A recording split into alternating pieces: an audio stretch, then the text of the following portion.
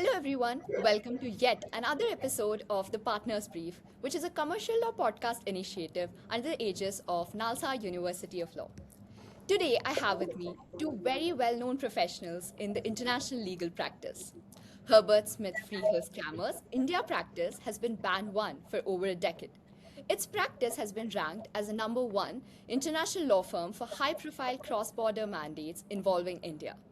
A firm known not only for investing in the client's growth, but also its people. A firm known for fostering diversity and inclusivity and letting people thrive both personally and professionally. Today, I have with me two seniors from Indian law schools who not only made their global career, but now lead it. Mr. Dhananjaya Chak is a partner at Herbert Smith Freehills Kramer in London. He heads the firm's India finance practice, working on transactions that sit at the intersection of international capital and India's energy future. He's a NALSAR alumnus, and he is, and I will be coming back to this later in my episode, the host of what many people consider India's favorite cricket podcast. Mr. Siddhartha Shukla is a partner at the same firm, a cross-border and M&A specialist who has spent past 15 years advising on some of the most complex and high-value transactions involving India and the world. He came to London in 2010 from National Law University, Jodhpur, and he was one of the first to be recruited from the India internship program. And now he stands to all of us as a source of inspiration who are currently applying for the same. Together, they were just appointed as the co-heads of HSF Kramer's India practice. And before we go anywhere else, congratulations, sir. Thank you. Thank you very much. What a great introduction. Thank you, sir. Diving right into the podcast, this is a recent chapter from a much longer story. And I would like to start by going back to the chapters which were away from London in classrooms in India. So was law always the plan, and how did your law school life look like?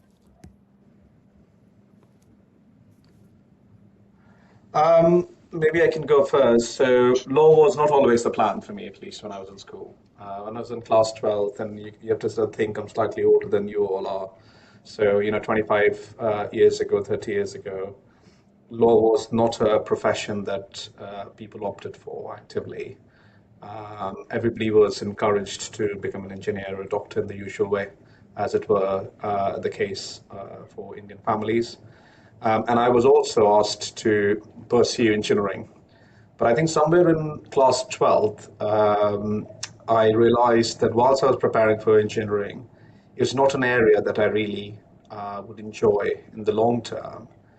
I was always interested in, public speaking, elocution, debates. I liked reading. So I started thinking that actually law is something that could attract me. Law is something that I would enjoy doing. And I remember telling my family that that's what I want to pursue. And there was an allergic reaction to it. I come from a family of civil servants. Law was not the first choice for many of them. But then I decided to pursue it with encouragement from some of my family members. So it wasn't part of the plan. Halfway through class 12, I realized that I want to do law. And that's when I pivoted towards it and ended up in Jodhpur. Yeah, I think a similar story for me as well. I did science and economics at school. Again, like said, I think a lot of at that time, and we're talking kind of early 2000, right? Like if you did decently at academics, the assumption was that you'd become an engineer. So I did FitG, and when all that physics, like the free body diagrams appeared and the coefficient of friction started to like make its appearance, I just said, this is not for me. And so after the board exams in class 12, obviously this is before CLAT, right? So I did the NLS exam, right? It was the first law entrance. I'd already missed the NUJS exam because I didn't know it happened in December. But I did NLS. I didn't get through that. Nalsar was the other place that it was a second law school that was set up by the Bar Council, right? It just started in 1998, unlike NLS, where a lot of people had graduated. It was a known brand. Nalsar had just had one set of graduates, so the first batch was graduating that year. But I'd studied in Hyderabad previously in school, so I kind of knew the city. And oddly enough, it was actually my dad that like found out about law schools and stuff. I was kind of more set towards going and doing a degree in the US and doing like economics with creative writing. So that is where I was going. Obviously, there's a but when this kind of law school, national law school entrance took place, I managed to make it through. I must add, on the wait list. So eventually, there was a bit of a wait there as well. Obviously, there's a bunch of bright people, right, like that were doing it. So luckily, got in. And so I think one of the first questions our seniors used to ask us when we started at law schools: are you here by choice or by chance? So for me, it was very much by chance. But look, unlike Sid, I was never good at public speaking or debating or any of that. Right? I didn't actually like any of that. It made me quite nervous and stressed. But the law degree, I think firstly, you made friends for life there. Right? Like, as you know, you're sitting on a campus with 5 years of law students together, right? So you know the ins and outs of everybody's life.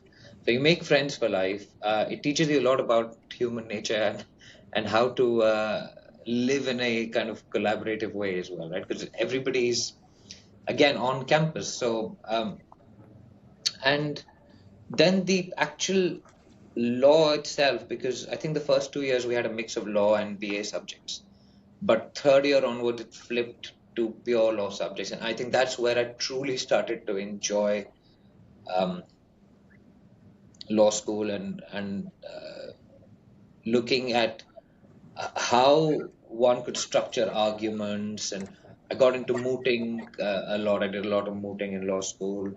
And it was a lot of fun. I mean, like when I look back now, it was a lot of fun. That said, if you ask me, would I do another 5 years of law school? That would be an interesting question to answer. So,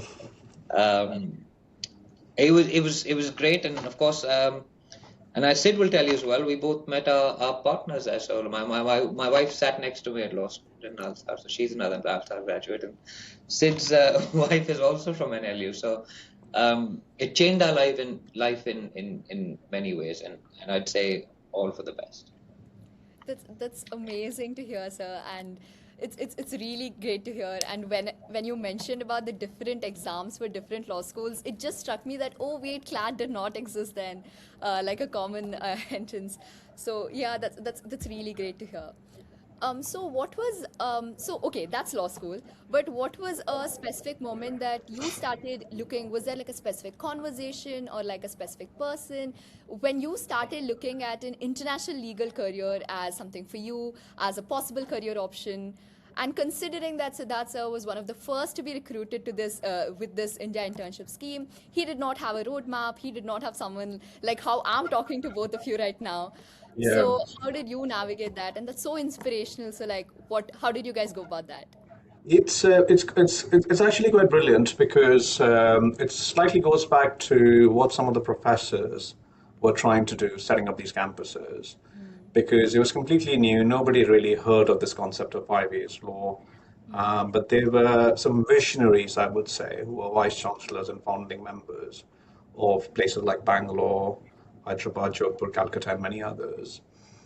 In particular, Professor Menon, Professor Mitra, they were truly visionaries. What they really were trying to achieve, and you need to remember, there were not a lot of good faculty members available at that time for them. But what they were trying to do was they were trying to do two things. One, train a lot of young lawyers to join academics. And that was not easy, right? And the second thing that they were trying to do was trying to get people to work hard in these law schools. And I specifically remember when I went to Jodhpur, we used to have classes from 8:30 in the morning till 5:30 in the afternoon, back-to-back classes, snap tests, as they were called it. So everybody was being made to work really hard because we had a blank sheet of paper from which we were all starting. And what they did was they kind of empowered us to think big in a manner that actually, had I gone to an IIT, Delhi, Kanpur, or Mumbai, I wouldn't have probably thought that way. So, in a way, you are chartering your own growth, your own views. And what they did was they inculcated a sort of a sense of healthy competition, where people are sort of trying to work well. They are making you work hard. And as a result of that, at least for me, I used to love writing articles in journals. And one of the articles, which was a sequel, we had written two articles on this topic, and it was by accident completely. So I wrote an article on what was called credit default swaps, and this is, I'm talking about 2006-7. And credit default swaps was one of the key instruments that were used just before the crisis happened in 2008. So you had heard there were two such instruments. One was the CDOs and one was the CDSs. CDSs are less talked about. And because they inculcated this habit of us trying to work harder, we started reading newspapers. I used to love, and this sounds a bit geeky and stupid, but I used to love reading Business Standard at that time. And I remember reading Business Standard one of these occasions, and I saw this article on CDS, and my reaction was, "What's that?" So I went and asked some of my professors, "Well, what do you mean by CDS?" And nobody knew it. I asked some of the lawyers in the country about CDS. Nobody knew it. And then I and one of my other friends, who's now a civil servant in India, we said we need to find out what this bloody thing is. And what we did was we ended up randomly emailing people in London, New York, saying, "Do you have any materials on CDS? Can you share it with us?" Including the people in the stock exchanges. And we must have sent 30 emails, and this is all about us trying to learn about something different. And actually, that experience was a slight watershed moment for me in thinking as to why I want to be an international lawyer. Because I must have sent 30, 40 emails. Strangely, and to my sort of pleasant surprise, 3 or 4 people responded. And in fact, one person from the US gave me a call. He was a practitioner, a senior practitioner, and said, "I will explain it to you, no problem. Great to see some entrepreneurial spirit coming out of," he'd probably never heard of a city called Jodhpur in his life. And they shared lots of materials with us, and we took that and wrote 2 articles on the back of it. And when we wrote, we had spotted, with thanks from input from these individuals, that there was a problem with the CDS and CDOs ahead of the crisis. There was a sort of a moral hazard problem. So when I wrote that article, when people read it and sort of commented, I realized that at least back then, the big corporate law happens in New York and London. And that's what pivoted me towards saying, I want to be an international lawyer. That's a great story. I mean, you should be a finance lawyer, Sid, given your CDS knowledge. I'd love to say my journey to London was as structured as Sid, but I'll tell you the honest truth, right? Like, I'm a little bit older than Sid, as you can probably tell from my white beard. So I came to London in 2008. And this was post kind of boom time. Indian liberalization was on the card. So a lot of the international firms suddenly started looking at India. Now, as you know, HSF Kramer, one of the few that still recruit from that market. But at that point, it looked like the market might be liberalizing, and India became very interesting to people. So um, for me, I think the turning point was actually when one of my classmates went and attended an interview in London in my 4th year, which I think you're in, Sanity, right? So Yeah. up until then, it was all very straightforward. You would, if you did well at academics, and you worked hard, you did your moot court, and you did your articles, and you got your um, grades, and you didn't get into too much trouble, you would end up at one of the large Indian law firms. And that was if you think about it, the allergic reaction that came from Sid's family was very much because corporate law wasn't seen as a career in India. It was like, if you tell people I'm a lawyer, they ask you which tree are you going to be sitting under at the district court, because that's the mental image people had of law when we were in law school actually as well. So when you would ask, so at that point, like career in Indian law firm seemed like a big deal, right? It was pretty serious money as well for someone just coming out of law school. It still is.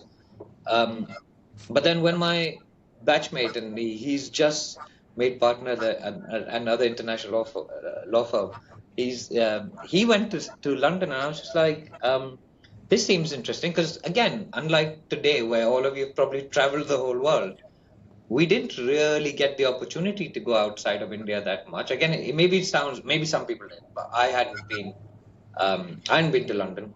So for me, um, interviewing at an international firm was also a route to going seeing a bit of the world, right? And whether or not you got a job at the end of that interview, etc., that was a different point. But um, initially, I think what drove me was like, look, one of my batchmates is gone. He's had a trip to London. He's brought back all these nice things for all the guys in the hospital.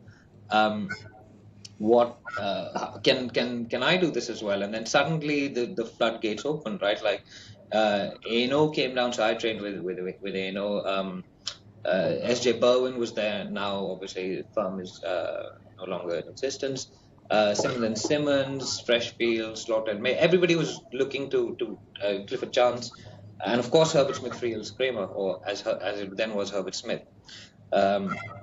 Everybody was down there looking for graduates, and so that I think suddenly our horizons just opened out in my fourth year, and it was again pre-credit crunch. Remember, the credit crunch came a year later. By the time we'd already moved to London, we didn't have a vac scheme. We didn't really. We just went straight into a training contract actually at these firms. So yeah, it was a different time, and 20 of my batchmates were here from Nalsar, and others from other law schools, NUJS, NLU, of course, NLS already had a large cohort of people here. So it was kind of like uncharted in a way where we were probably the first set of Indian qualified lawyers that had shown up here en masse, if that makes sense, because obviously people that do the training contract here do the LPC together, so they all know each other. That said, on day one, 4 of us started at ANO, completely random. There was 3 of us from my law school and 1 from NEJS. And although we knew each other, nobody else in the trainee cohort knew us, and they were like, "Where have these guys showed up from?"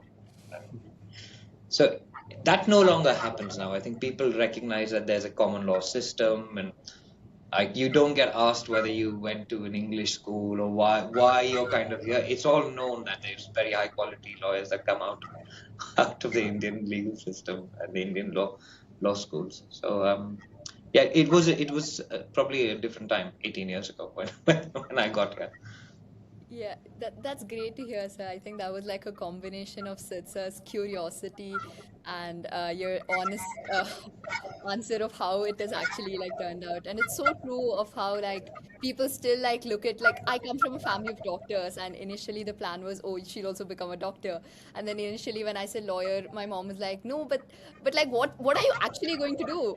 And then I said, yeah, I'm going to do law. So I think Yeah. that's the But emotion that's also, I think credit must be given to the national law schools and the other law schools in India as well, right? Because the infrastructure, particularly at Nalsar, because I mean, obviously, I've been to NLU and like it's incredible as well. But just the facilities and the access to infrastructure that we get at these places, plus the brand that's been built over many years, it opens up doors to these like large institutions where an HSF or an ANO or a Linklater is recognizing that there is very good quality education being imparted at these places. So we're very lucky in a lot of ways to have received the benefit of that, and we'll carry that branding for life, right? Plus, I think it kind of bonds people together as well. We still have a Nalsar alumni reunion every year in London. I think there's like 100 people that turn up to it. It's just great, and it runs from like 2006, 2007, from first batch all the way to like the most recent batches. So it creates that community, and I think, of course, alumni engagement can always be better everywhere, but I think there is a very strong feeling of connection to our law schools, and I think Sid probably feels the same. Yeah, no, I think that's good. I mean, look, as sort of DJ mentioned earlier, I love Jodhpur for the primary reason I found my wife and my love there. And, I have kids now. I'm delighted I ended up where I ended up. And also, they instilled in us some values, these law schools, which helped us to work hard, helped us to think bigger, achieve bigger. And I think that's pretty similar for all of the top law schools in the country, I would say. And what that does is once we sort of have a sort of a healthy competition, and teacher's example is a great one. He saw one of his friends going and appearing for an interview, and he's like, "Oh, hang on, I should also do the same thing." And that's how you sort of feed off each other's qualities and commitment to do better. So I think these are the law school campuses, even though whilst you're there, it feels very long, especially if you are 32 kilometers away from the main city, which is the case in Hyderabad, or in a small town in Jodhpur. So you do feel like it's a pretty long period of time, but the friendship, the bond that you make with your friends there, it's long lasting. And you can see that not just within individual law schools in India, but actually coming to London. For me, I obviously very fond of Jodhpur, but equally, I love all the other law schools. And when I meet young law students and young lawyers from any of these law schools, for me, it's the same. And I feel particularly proud that a lot of Indians from Indian law schools have done so well. As DJ was saying, when DJ arrived, there were very few. When I arrived in this building, there were, I think, two or three of us. And now in HSFK, we probably have the biggest cohort of dual qualified Indian and UK lawyers amongst all international law firms. And you need to just go and see some of the alumni get-togethers. Whether it's Bangalore, Jodhpur, Hyderabad, Calcutta, many others.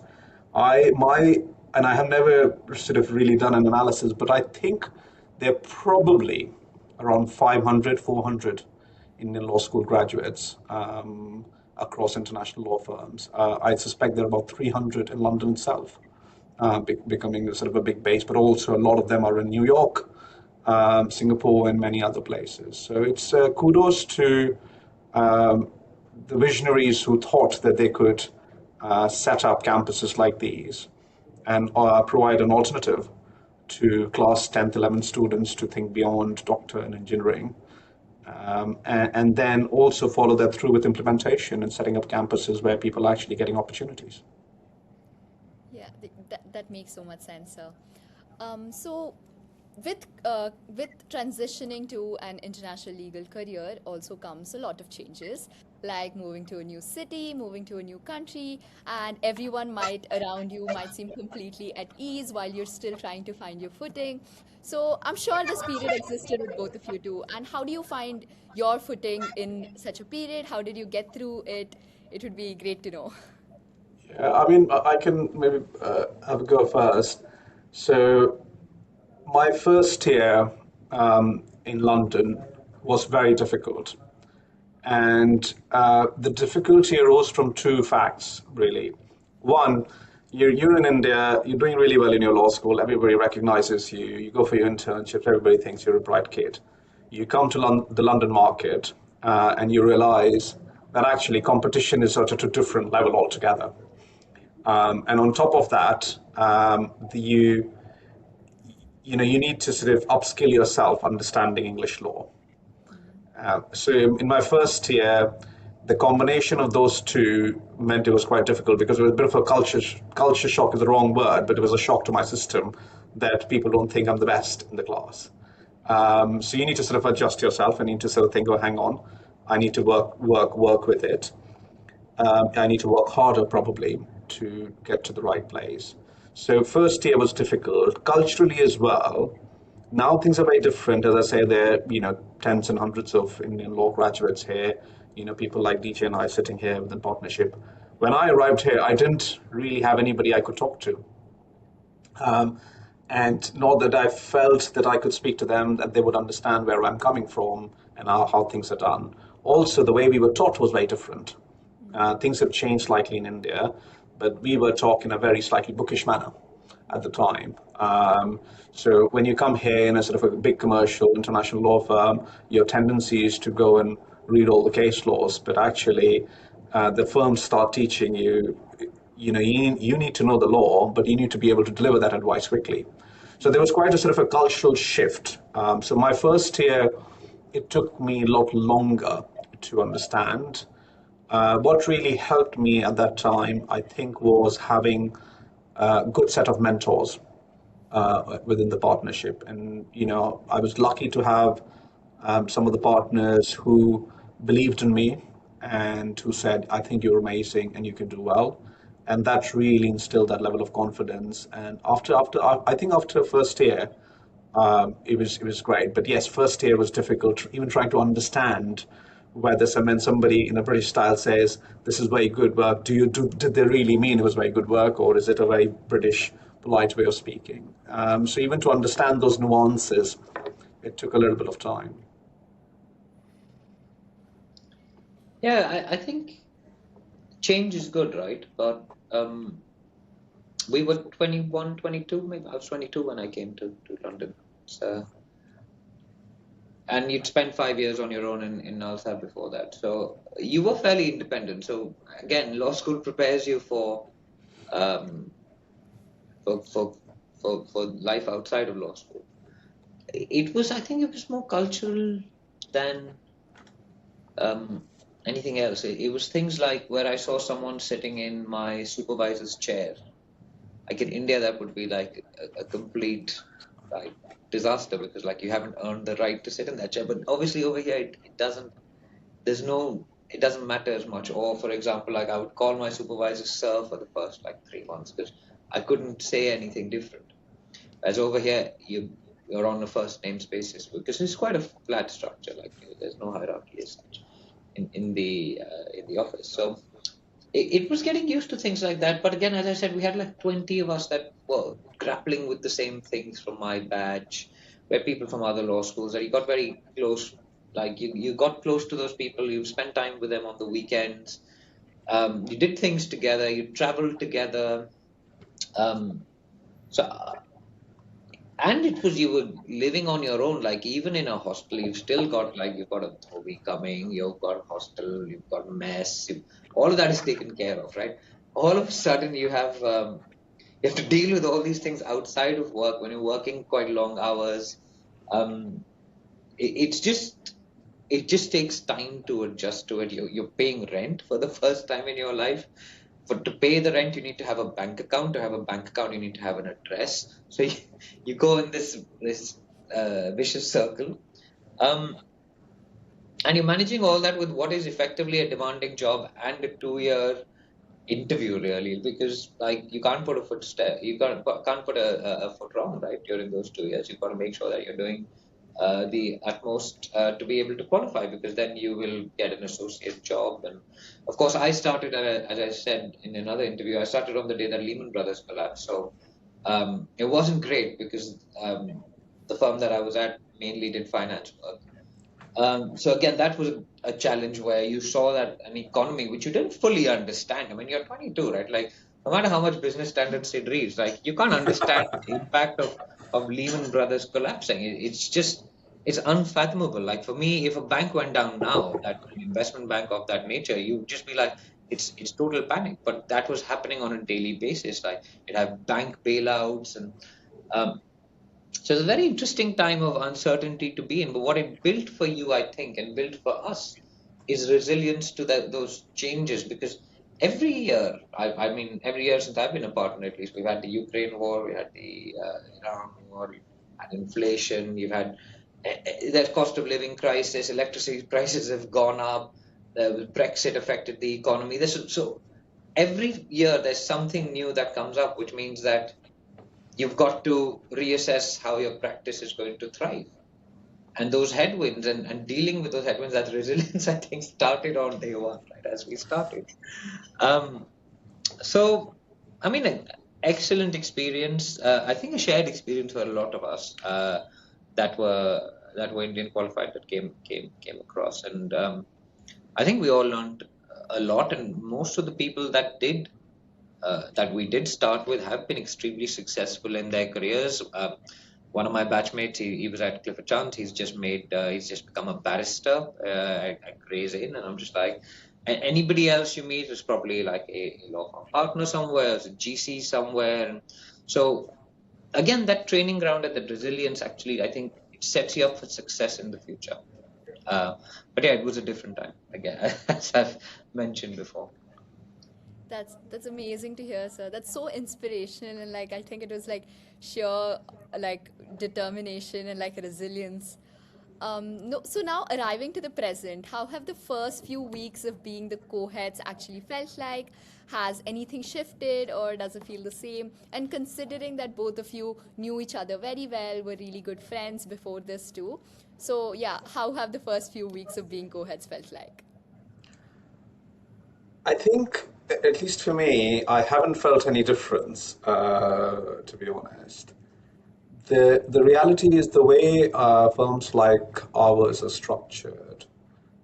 By the time you get to something like a title of a co-head and others, you've already been working in that manner for, if not number of months, at least a couple of years. So both DJ and I, along with some of our other partners, have been driving the India piece, the strategy, and how we're going to deliver for the clients and the like.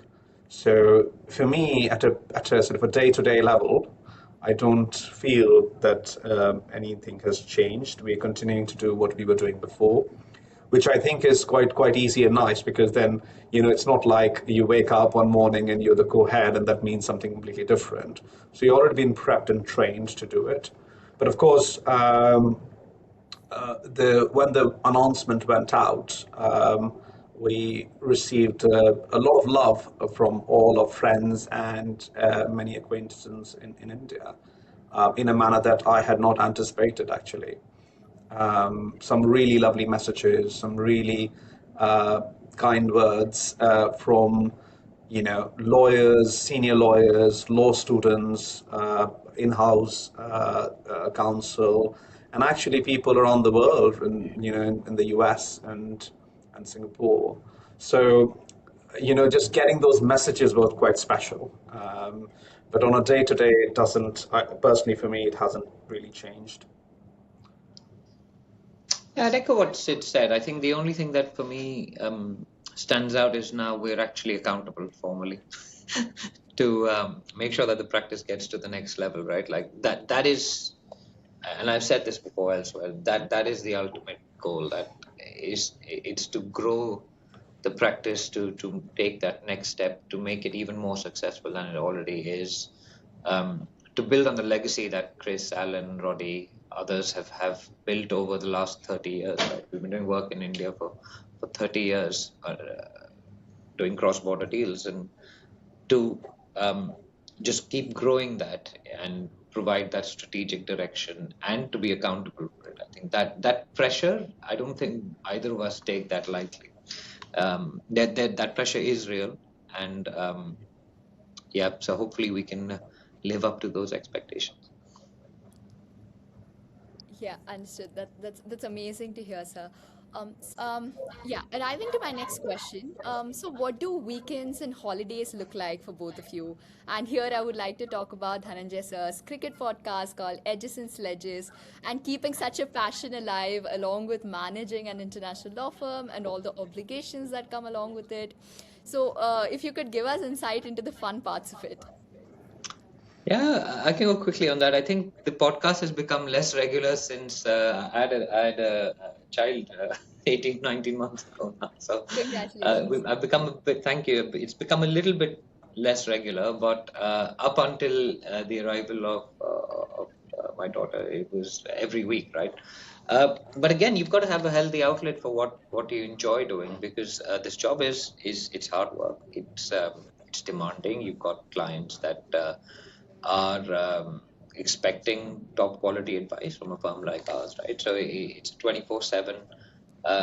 job. So, but with that, you've got to kind of balance your personal interest. You've got to balance your health, both physical and mental. And for me, cricket podcast was an outlet for that, right? Because even if I went back home late, I would put on the cricket highlights and watch what had happened in the day, or try and keep track of what the score was. I remember many years ago when Sachin Tendulkar got his double hundred, I actually went home at lunchtime because it coincided perfectly with lunchtime in the office, and it was one of the like historic moments. One of my other memories is going back to watch the 2011 World Cup final, and my boss back then gave me the Friday off so I could fly to Wankhede, watch Dhoni and India lift the World Cup and come back. But again, all of that comes with the understanding that the basic job is quite a demanding job. And so, whatever your outlet is, whether it's mindfulness, going to the gym, um, I don't know, dance class, Zumba, whatever, right? Like, you've got to make sure that you have an outlet where they're spending time with your family. And so, for me, the cricket podcast was that, and also playing cricket. I used to play a lot of cricket, again, until about 18, 19 months ago. So, um, yeah, it's maintaining that balance between uh, you shouldn't become a one-dimensional person that only does work. And I've always believed that throughout, even at Nalsar, I did mooting, we played cricket, we had football, we went to NUJS for their fest, we did music. Again, any high-pressure environment, whether it's law school or a law firm, you need to like let the pressure off somewhere, right? Otherwise, a pressure cooker with no outlet only ends in one way. I think it's not sort of dissimilar for me as well. One of the things that does happen when you move geographies, the thing I did not appreciate when I came to London was all of a sudden you start missing all your family members, because when I came to London, I didn't have any family members here. And in a way, the very few people that were there, and there was a sort of a combination of, when we arrived, a few students from Indian law schools, a lot of students from IITs who ended up in banks. I used to jokingly say you stand outside Deutsche Bank's building in London Wall and you'll feel like you're in Mumbai, because it has such a big cohort of guys and girls from IIT Mumbai, Delhi, Kanpur, and other places. Uh, but one of the things that I realized coming here initially, with thanks to a number of my friends who had a similar view, was because you don't have family members around, the people you're hanging out, your friends, are really they become your family. So there's this, concept of friends like family. It's truly applicable in a place like London because, every weekend, what do? You hang out with your same set of friends. You're not hanging out with your mum, dad, your sister, brother, and siblings and others. It's your friends. You're sort of living a difficult journey in a way, trying to understand this country, trying to understand how things work here with them. So to answer your question, a lot of my weekends are spent with my friends, including DJ. So DJ and I play cricket. On Sunday we were playing cricket. DJ was the skip, and we won the game. It was a great game. So you So pulled that's really, really well, and I got zero. So you no, can no. see who actually made the contribution there. Well, you were the right skip for the team. And my kids, my family, some of my friends, they came out and were sort of sitting and watching the game. They were totally disinterested in it, but that's a different point. But it's being able to spend time with friends, and that's my way of finding a balance. Often people forget, especially international students who join law firms, that they always come under pressure. And I saw this trend with a lot of people who came around the same time as DJ and I, and they didn't enjoy the experience at all in London. And I think the problem with that was they were working and then they were going back home. But typically, if you were in India, what would happen is you'd work and you'd go back home and you would have some natural distractions in life. Your mom calling you, you going to meet your relatives, somebody's unwell, go see them in the hospital and the like. Those are natural distractions which we underestimate here. You go back home and you have nobody to speak to. okay? And all you need to do is cook food and sleep and get up in the morning. So you're not getting those natural breaks in life. And therefore, it's quite important to be able to have a good circuit of friends Sir, around you are you able to with hear me? whom you can hang out on a day-to-day basis. So I think for me, typical weekends is spending time with friends, sometimes playing cricket, sometimes playing tennis. For the last 7, 8 years, I've got 2 kids now. So often it is about taking them to different classes. And I jokingly say that on weekdays, I'm a lawyer. On weekends, I'm a Uber driver, taking my kids to different classes. So it sort of varies a little bit. It's a really good point, actually. I think I try and speak to my family in India every day. I mean, some days it's not possible, but most days I Oh, will try and speak to them. This, and then I'll move straight into the fun, light, rapid style. So it needs to be like quick questions and quick answers. That's fine. So, Okay. yeah. So, one law school skill that actually helped it work, and one that was completely useless.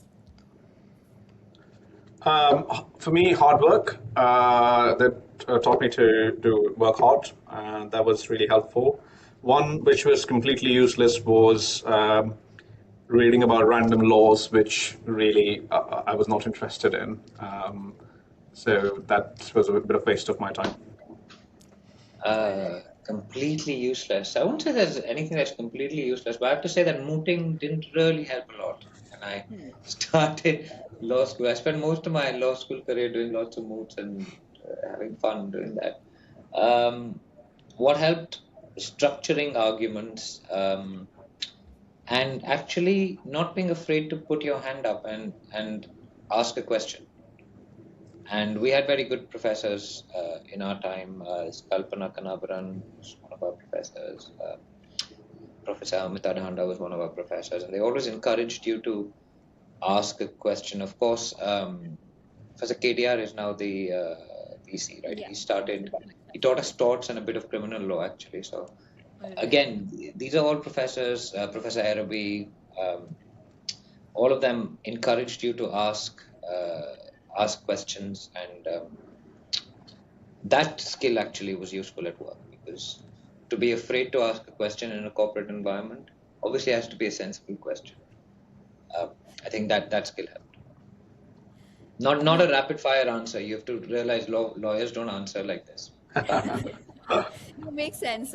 Professor Kalpana Kannavaran and Professor Dhandas, we have the readings in our curriculum right now. They don't teach us directly, but yeah, it just reminded me of that. Okay, next question. Last book that both of you read that wasn't about law or finance. For me, it was Shattered Lands by Sam Dalrymple. It's a book written on partitions in India, and the whole argument by Sam is, who's by the way William Dalrymple's son, is his first book, that there was not one partition, but there were five. So, and I would highly recommend that book to anybody who wishes to read. Um, I read John Boyne's book called Air. Okay. Good read. It's Okay. an Um, interesting concept. Interesting.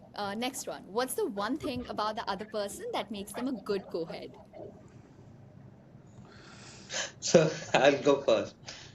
So I can always depend on Sid to have a view on something, right? Like I may be agnostic about something, or maybe I don't care about it, but Sid has always thought about it, and he has a view. Often it's a very strong view, but it's something that actually, like, I find it amazing that he thinks about this stuff and comes up with ideas that are outside the box, testing stuff. So I think I think it's a great quality to have in a co-ed.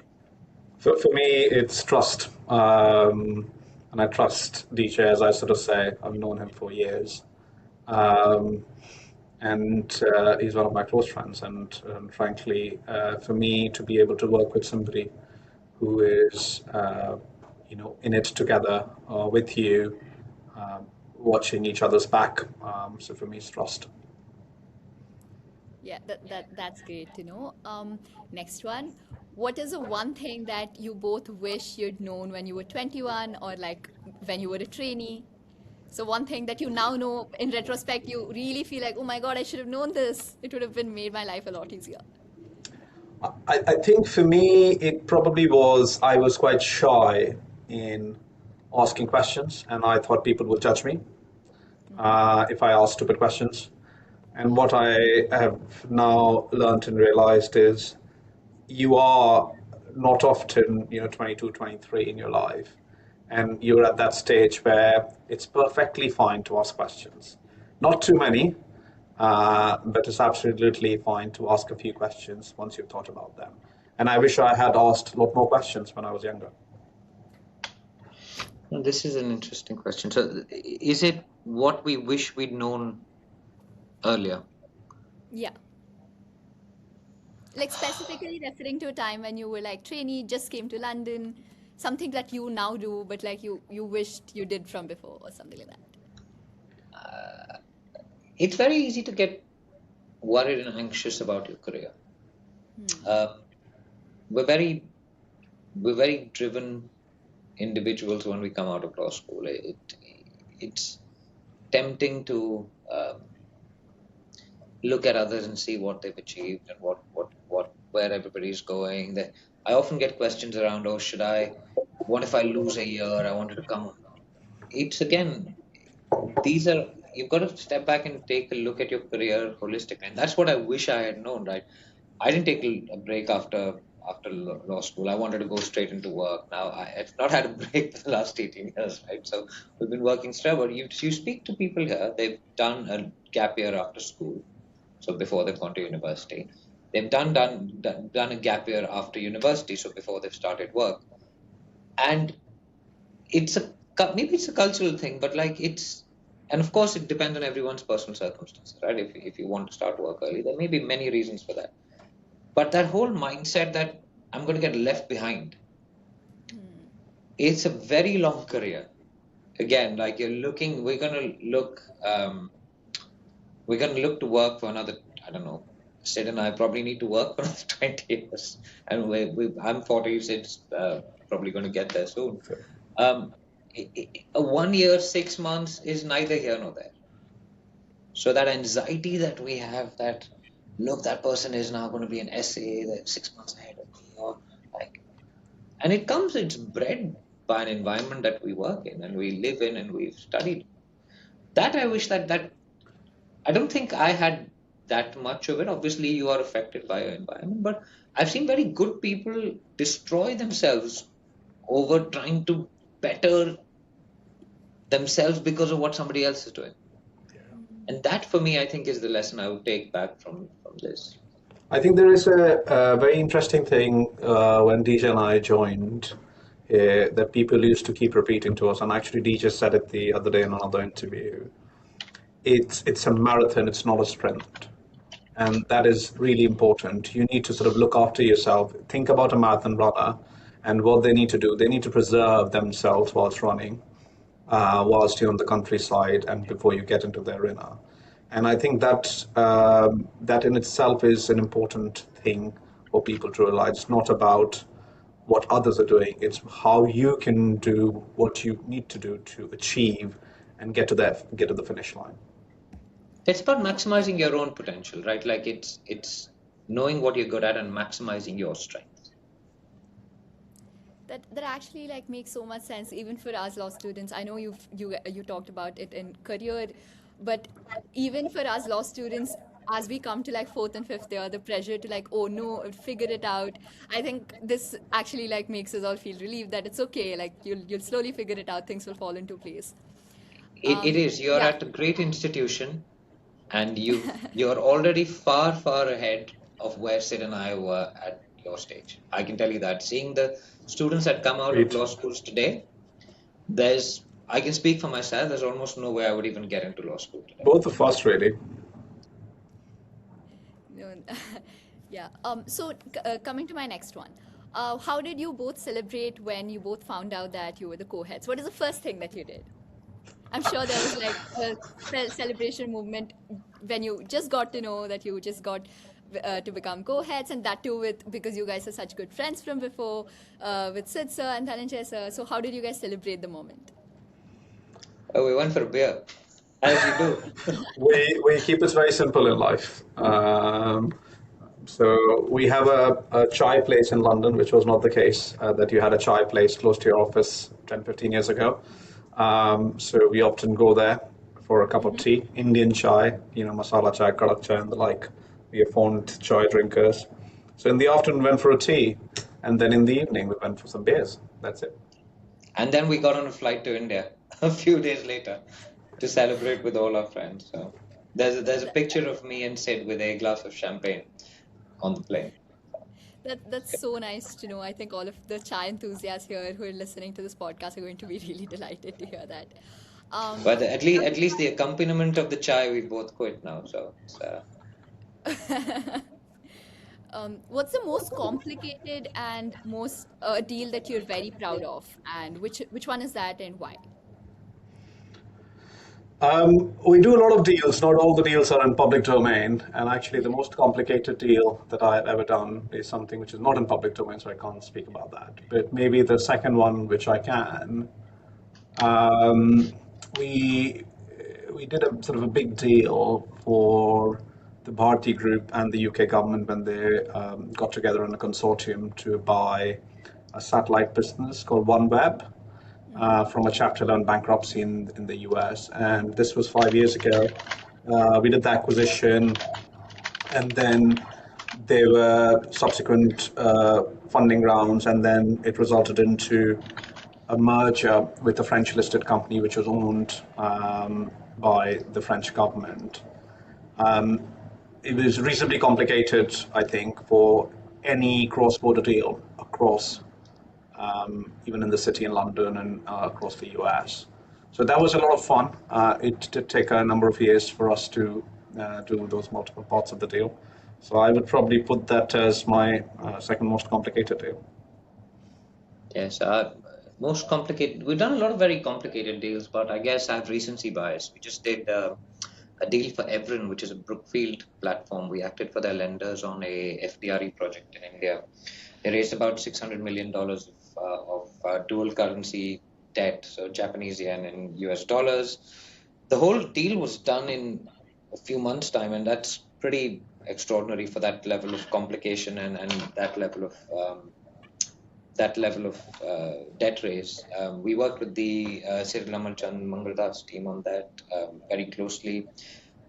Most of the large international banks were involved in it. Of course, Brookfield is a big investor in the renewable space in India. So it was an important deal, and it was one of the largest and most complicated deals that we've done in the past year. So as I said, I'll probably go back in time and tell you about complicated deals, but this one stands out in my mind. It only closed in February this year, actually. And we worked over the Christmas and New Year period. There was a large team working on it our side to deliver it for the banks as well as the borrower, because the borrower actually needed the debt to start building the project, right? So again, it goes back to kind of energy security, helping with the renewable story. So again, these are complicated but satisfying deals. It's such a coincidence, but when that's also a deal that I read about because it was really impactful and connected to the place that I come from, Andhra Pradesh. So that was a recent deal that I was also reading about. Yeah. Okay, next one. Has there been any cricket match that you desperately wanted to watch but you couldn't because there was a simultaneous meeting going on, so you had to catch highlights, or like maybe you went and still watched it? So has there been any moment like that? So I told you I went home to watch Sachin score his double hundred, right? But there was another match against Australia in Hyderabad where I think he got 175. And I was in a meeting with like 25 parties, and we were getting updates like from the trainees then. They were coming in with like sheets of paper because again, we didn't really have smartphones back then. I think it was probably 2012, 2013, something like that. But yeah, we lost the game. India lost the game, but it was 175 that Sachin got, one of his finest innings in Hyderabad, I think, Yeah. actually, with Okay. that connection as well. So That was disappointing, but I have no regrets. I've watched the World Cup final. I watched Kohli score 82 at the MCG against Pakistan in person. I went there to watch that. I was at Lord's 2 weeks ago with Sid. We were watching Rohit and Kohli score some runs. Rohit got 138, Kohli got 74. Um, I actually can't think of any games that we've really wanted to watch and not watched. Luckily, we've got a television in the office as well, so if you ever want, like, you can just go down and watch the game have a cup of coffee. Yeah, that, None for me. I think there have been many occasions where, you wanted to watch something, but it's fine and you can catch up later. So I've not had any regrets. no, makes sense. I think it shows the passion for the sport that, okay, if it's an important match, like, we're going to be there. So yeah, that brings us to the end of this podcast, and thank you so much for both of you for being here. It really means a lot to us, and this was such a beautiful conversation. Thank you so much. Thank Thank you you. for inviting us.